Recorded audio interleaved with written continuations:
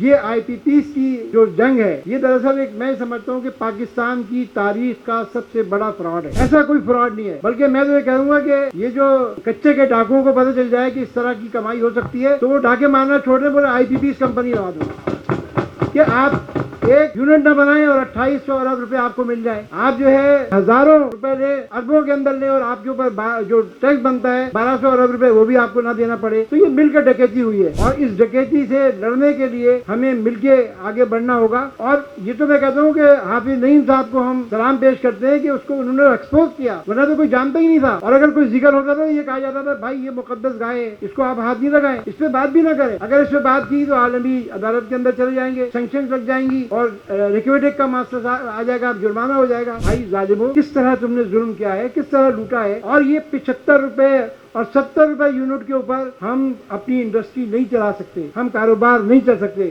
یہ دو ٹوک ہمارا اعلان یہ ہے کہ آئی پی پیز اور پاکستان کی معیشت اور پاکستان کی تاجر کی زندگی اور پاکستان کی عوام کی زندگی نہیں چل سکتی. یہ ہمارے لیے ڈیتھ وارنٹ ہے، اس کو جب تک لگام نہیں دی جائے گی اس وقت تک ہم خاموش نہیں بیٹھیں گے. اور ہمیں طویل جدوجہد کرنا پڑی تو ہم ضرور کریں گے. اگر دھرنا مؤخر کیا ہے اور اس معاہدے کے اوپر عمل نہیں ہوتا ہے، اور اگر ہمیں دوبارہ دھرنا دینا پڑے، شہروں کے اندر دینا پڑے یا اسلام آباد میں دینا پڑے، انشاءاللہ ہم دھرنا دیں گے. تاجر کو اسکیم فراڈ ہے، ٹوٹلی طور پہ تاجروں نے مسترد کر دیا ہے، اس کے اندر کوئی جان نہیں ہے، ڈھکوسلا ہے. اور یہ آئی ایم ایف سے نجات حاصل کرنے کے لیے انہوں نے ڈمی منصوبہ دیا ہے. بھائی جس دکاندار کے پاس بجلی کا بل دینے کے پیسے نہیں ہیں، 23,000 روپے بل آیا، اس نے موٹر سائیکل بیچ کے اور بل دے دیا. اگلے مہینے 22,000 آیا تو اس نے پھانسی کے پھندے پہ جھوٹ گیا، اس کے پاس بل دینے کے پیسے نہیں ہے، اس کے پاس کرایہ دینے کے پیسے نہیں ہے. یہ اکثریت تاجروں کے حال ہے. آپ اس سے کہہ رہے ہیں کہ آپ 60,000 روپے ٹیکس دیں، تو یہ حماقت کی باتیں، اس کو ہم مسترد کرتے ہیں. اور ہم انشاءاللہ اس بات کا عزم کرتے ہیں کہ 28 تاریخ کو ہم بھرپور ہڑتال کریں گے. اور 28 تاریخ کی ہڑتال ہماری آخری ہڑتال نہیں ہے، یہ پہلی ہڑتال ہے، یہ ہڑتالوں کا آغاز ہے. انشاءاللہ جدوجہد ہم کریں گے اور اس وقت تک کرتے رہیں گے جب تک یہ ظالمانہ نظام، آئی پی پی